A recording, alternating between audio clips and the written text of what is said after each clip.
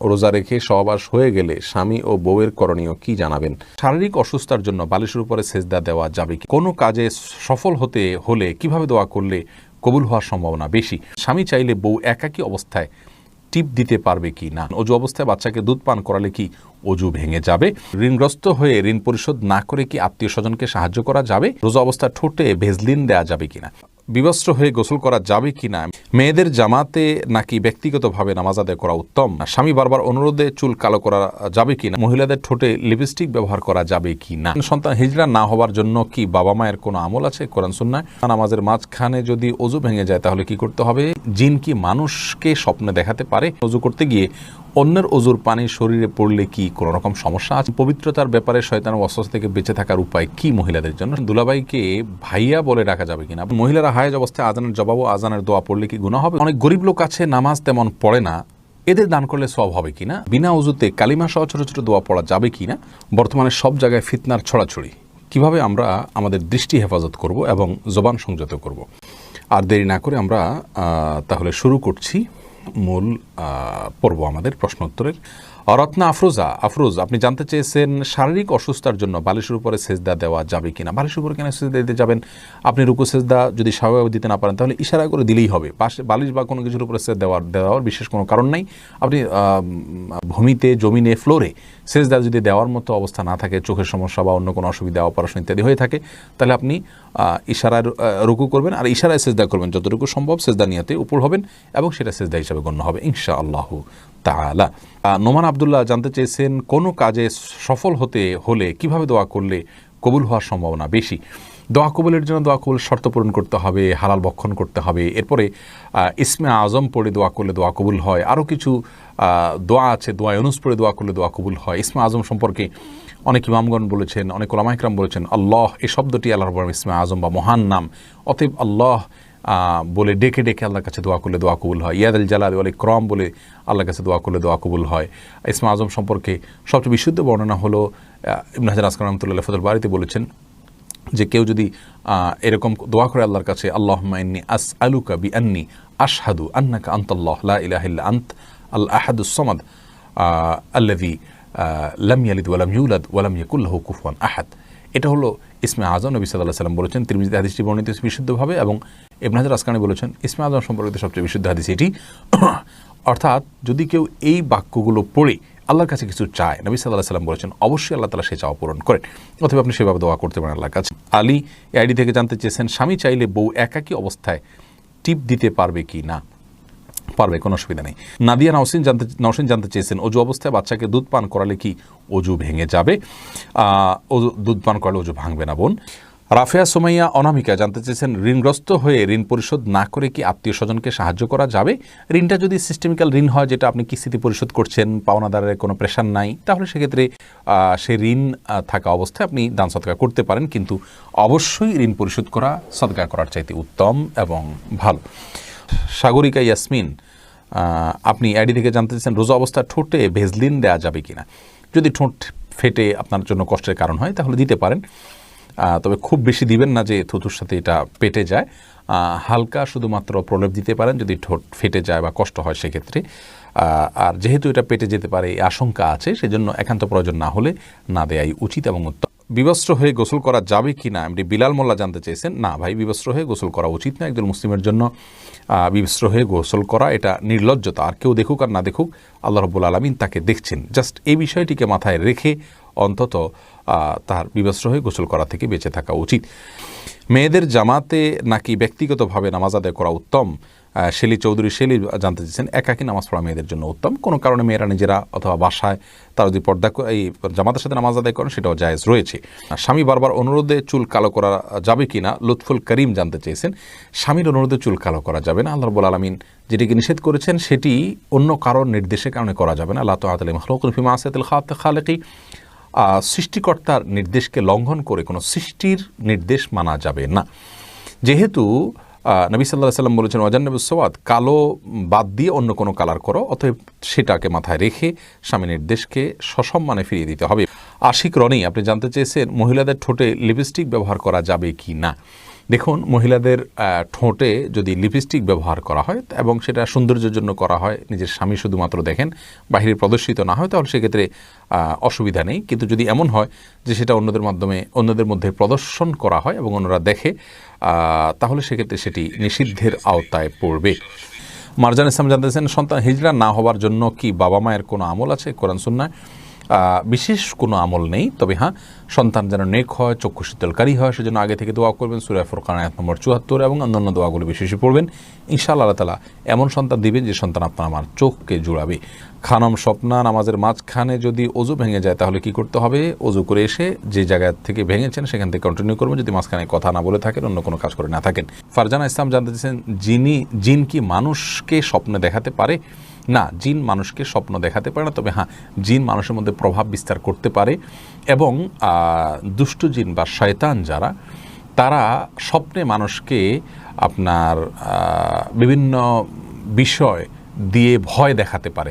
এর মানে এই না যে মানুষের সমস্ত স্বপ্ন তারা কন্ট্রোল করে। হ্যাঁ, কোনো কোনো ক্ষেত্রে মানুষের মধ্যে তারা প্রভাব বিস্তার করতে পারে এবং যার ফলে মানুষ কিন্তু স্বপ্নে ভয় পায়।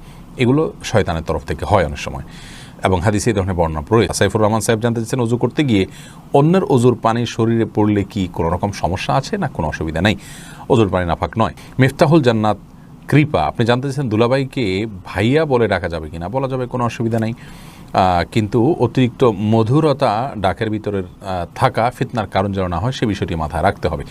জোবাইর ইসলাম জানতে চেয়েছেন, পবিত্রতার ব্যাপারে শয়তানের ওয়াসওয়াসা থেকে বেঁচে থাকার উপায় কি মহিলাদের জন্য? সকলের জন্য একই উপায়, বাম দিকে 3 বার থুতু ফেলবেন, আমানতু বিল্লাহি ওয়া রাসূলিহি পড়বেন। থুতু বলতে অনেক বেশি থুতু ফেলা জরুরি না, থুতুর ছিটা ফেলবেন এবং আমানতু বিল্লাহি ওয়া রাসূলিহি পড়বেন।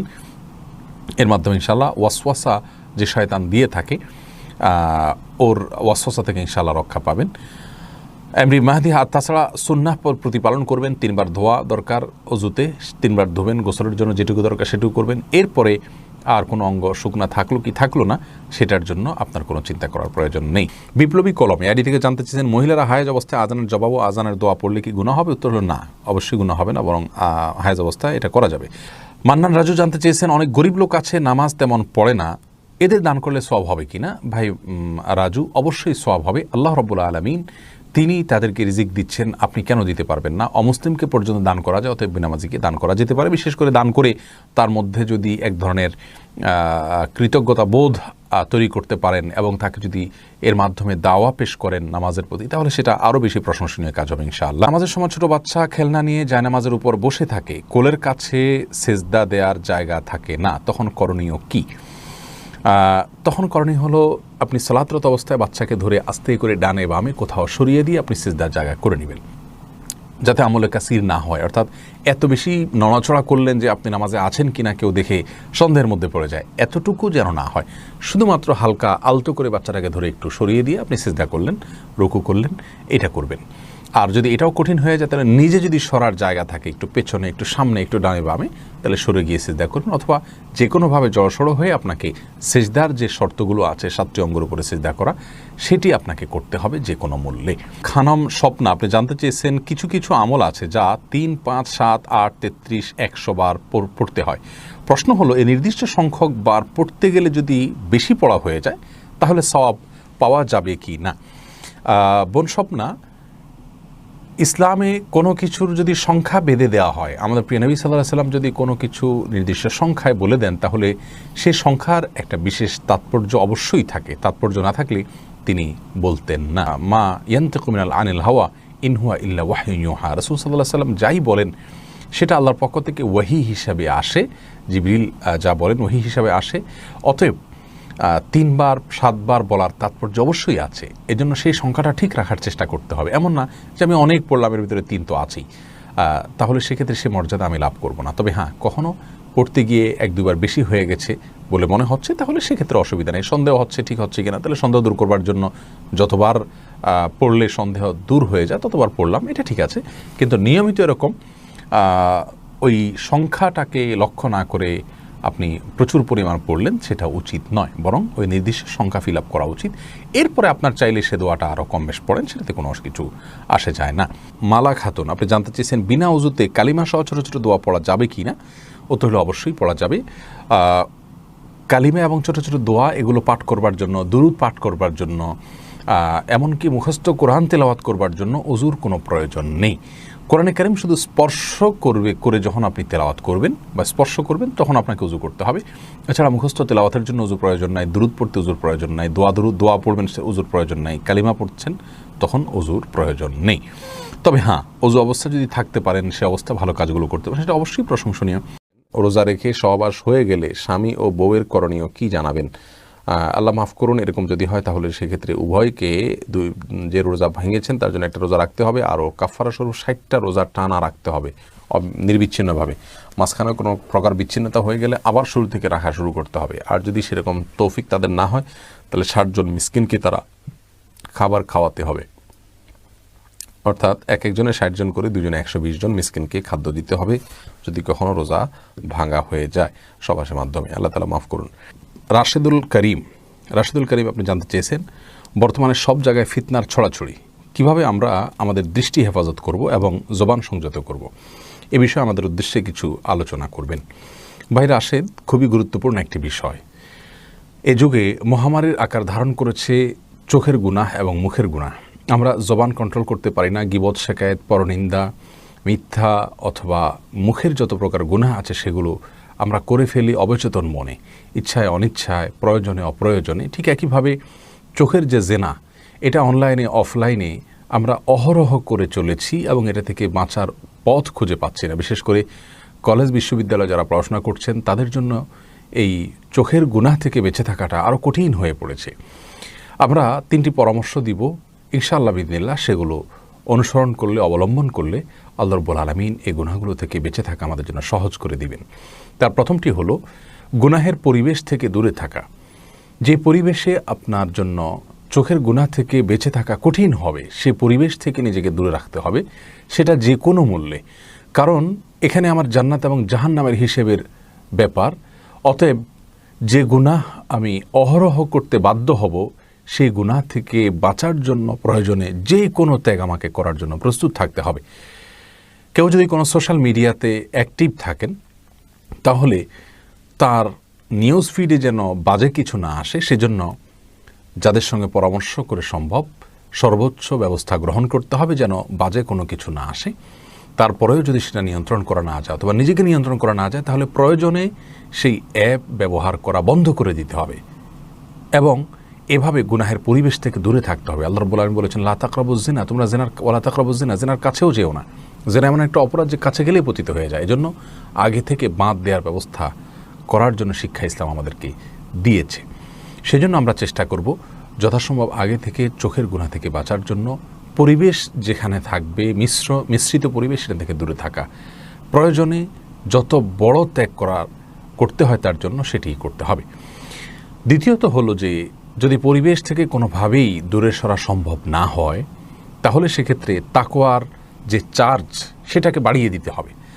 তাকওয়ার চার্জ বাড়িয়ে দেওয়ার জন্য নেককারদের এবং ভালো বন্ধুদের সাথে থাকতে হবে। কিছু বন্ধু পরিমাণে খুবই কম, হাজারে লাখে খুঁজে পাওয়া কঠিন হয়ে যায় 1-2 জন।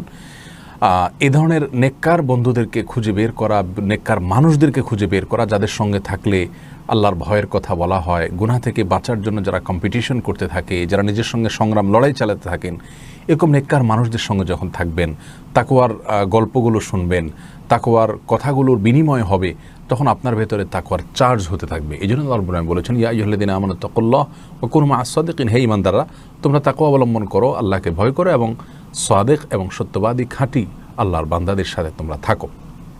এই জন্য নেককার এবং মুত্তাকিদের পরিবেশে থাকলে তাকওয়ার চার্জ হবে, যার মাধ্যমে আপনি লড়াই করে গুনাহের পরিবেশে ঠিক থাকতে পারবেন ইনশাআল্লাহ। তৃতীয়ত হলো আল্লাহর কাছে দোয়া করা। আল্লাহ তাআলা আমাদের সবাইকে তৌফিক